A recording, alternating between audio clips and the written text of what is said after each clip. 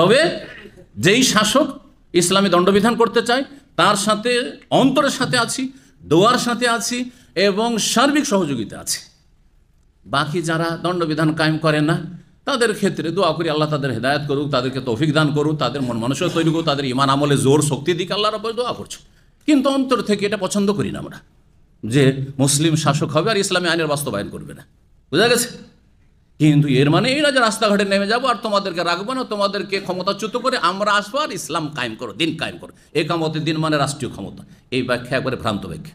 যেমন মানুষ আল্লাহর খলিফাটি ভ্রান্ত ব্যাখ্যা, ঠিক তেমনই একামতের দিন মানে রাষ্ট্রীয় ক্ষমতা, এটি ভ্রান্ত ব্যাখ্যা। এই দুই গুমরাহি থেকে বাঁচেন, আর না হইলে আপনাদের ছেলেমেয়েরা কচি কাচারা চরমপন্থী হবে। আর ধীরে ধীরে এটা হচ্ছে চরমপন্থা জঙ্গিদের রাস্তা, এইভাবে কিন্তু জঙ্গি হয়েছে। নিজের হাতে আইন উঠিয়ে নিয়েছে আর আপনার অস্ত্র হাতে ধারণ করেছে, আর তারপরে দেখছে যে এরা যেহেতু দণ্ডবিধান কায়েম করতে চাই না, রাষ্ট্রীয় পর্যায়ে ইসলাম কায়েম করতে চাই না, সুতরাং এরা নাস্তিক, এরা ইসলামের দুশমন, এরা হচ্ছে তাগুত, এরা হচ্ছে অমুক, আর এই ফতোয়াবাজি করতে করতে গিয়ে জঙ্গি হয়ে গেল। আল্লাহ সমস্ত ফিতনা থেকে আল্লাহ বাঁচিয়ে রাখুন। জি। তো কিছু বেদুইনরা তারা বলল যে আমরা জাকাত অস্বীকার, জাকাত দেবো না। জাকাত দেবো, নামাজ পড়ে 5 ওয়াক্ত সালাত ঠিক আছে, হ্যাঁ সিয়াম রোজা ঠিক আছে, হজ ঠিক আছে, কিন্তু জাকাত দেব না। জাকাত দেব না কারণ নবী সাল্লাল্লাহু আলাইহি ওয়াসাল্লামকে দিতে বলে নবী সাল্লাল্লাহু দুনিয়া থেকে চলে গেছে। আবু বকর সিদ্দিক রাদিয়াল্লাহু তাআলা আনহু এই ফিতনার বড় ফিতনা, আর সেটা আভ্যন্তরীণ ফিতনা, দেশের ভিতরে সমস্যা।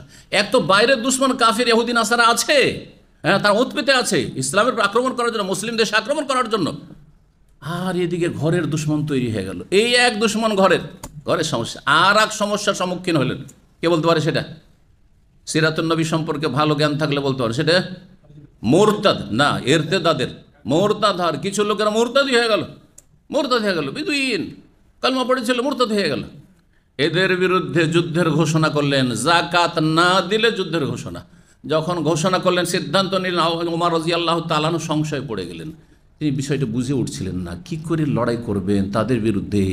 লা ইলাহা ইল্লাল্লাহ বলছে, মুহাম্মদ রাসূলুল্লাহ বলছে, আর সব বিশ্বাস করছে, শিরক কুফরি করে না। তারা আজকালকার জামানার এক শ্রেণীর নাস্তিকদের মতো নাস্তিকও না, আর মাজার পূজারিও না, এক শ্রেণীর মুশরিকদের মতো তৌহিদবাদী, 5 ওয়াক্ত সালাত আদায় করছে, সবই করছে, শুধু জাকাত দিতে চায় না। তাদের বিরুদ্ধে জিহাদ করবেন, সশস্ত্র লড়াই করবেন, এটা কেমন করে হইতে পারে? তখন তিনি বললেন যে প্রত্যেকটি বস্তুর হক রয়েছে, আর ফাইন্না জাকাত হাক্কুল মাল, জাকাত হচ্ছে ধন সম্পদের হক। আর এই শরীরের হক আদায় করেছি 5 ওয়াক্ত সালাত আদায় করে, হ্যাঁ সিয়াম পালন করে, ঠিক না? কিন্তু পয়সার হক কী করে আদায় করো? পয়সা তো আল্লাহর হক রয়েছে, এই হক আদায় করতে হবে জাকাত দিয়ে। আর এই জাকাত অস্বীকার করেছে, সুতরাং নবী সাল্লাল্লাহু আলাইহি ওয়াসাল্লামের হাদিসের সেই অংশ তুলে ধরলেন, ইল্লা বিহাক্কিল ইসলাম, যদি ইসলামের হক কেউ নষ্ট করে তখন তার রক্ত হালাল হয়ে যায়। আরে একটা লোক 5 ওয়াক্ত নামাজি শুধু নয়, তাহাজ্জুদ গুজার, আর মাশাআল্লাহ দাড়ি, কিন্তু বিবাহিত যদি জিনা করে, তার রক্ত হালাল না সরকারের জন্য? হ্যাঁ, খুন করে দিয়েছে। আরে মুসল্লি, এত বড় মুসল্লি, আলেমে দিন, আর কোনো মুসলিমকে খুন করেছে, তাহলে তার শাস্তি মৃত্যুদণ্ড না? সরকার তাকে হত্যা করবে। এই নয় যে এত ওলিউল্লাহ মানুষ আর তাহাজ্জুদ গুজার মানুষ আর এত পরেশগার, একে কি করে খুন করা যায়? না, ইল্লা বিহাক্কিল ইসলাম, ইসলামের হক নষ্ট করেছে। ইসলামের হক হচ্ছে যে একজন মুসলিমের জান মালের সব কিছু নিরাপত্তা রয়েছে, সে খুন করেছে। সুতরাং কুতিবা আলাইকুমুল কিসাসু ফিল কাতলা, খুন করলে কিসাস আল্লাহ ফরজ করেছেন। জি।